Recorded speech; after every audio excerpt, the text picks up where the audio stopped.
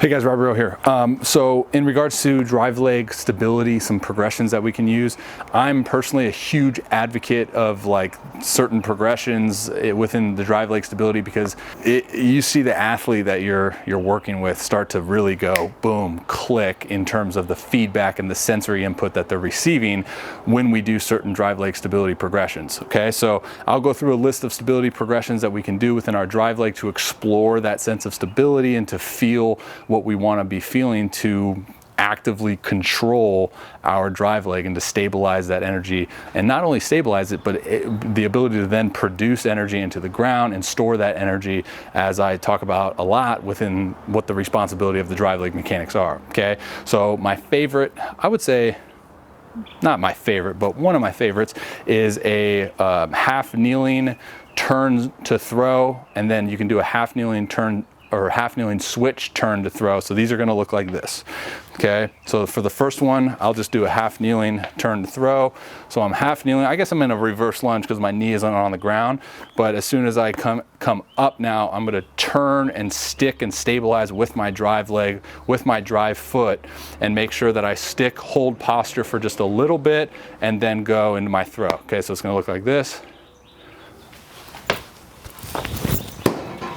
Again, the biggest goal when working with athletes for your drill progressions is to give them specific things and create an environment in which they can self-discover specific sensations, right? To then make note of, to then try to shoot towards that feeling when they're on the slope or when they're in their throwing progressions. And then the next one with that is a switch throw. So same setup, except you switch the legs. So now you just increase the athleticism requirement.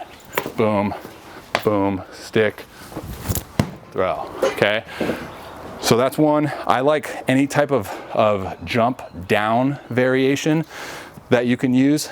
So if you were to go on a box, any type of jump down, boom, stick to throw, okay, that's a good one too.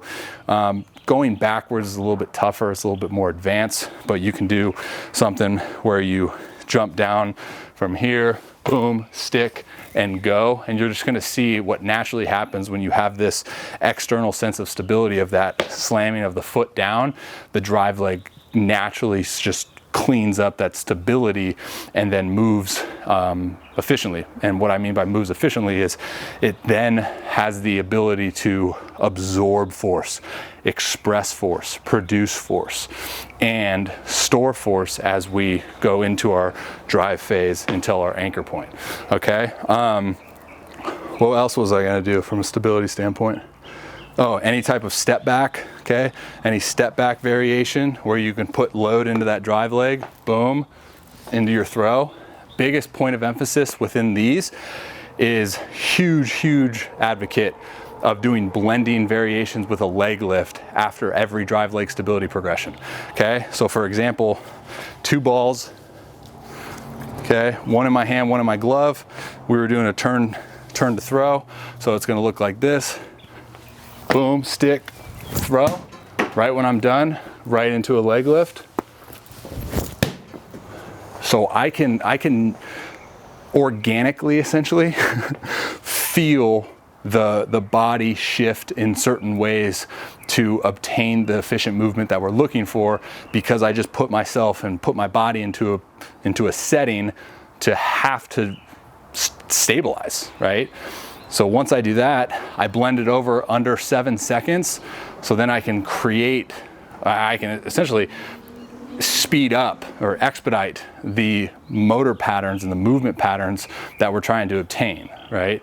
Now, obviously you want to hold off on your blends until you feel comfortable with the progression in and of itself, all right? But as you can imagine, there's a lot of other stability progressions you can do just to try to get fancy, even like a reverse lunge, jump, stick to throw. I have a ton. You can just kind of come up in your mind. Another one you can do is back pedal. Boom. But we just want to give a sense of external sense of stability of that drive leg to clean up the movement, and then we can blend that in with the throw where we see the movement breakdown is occurring. Hopefully you understand that. All right, guys. Much love. Till next time.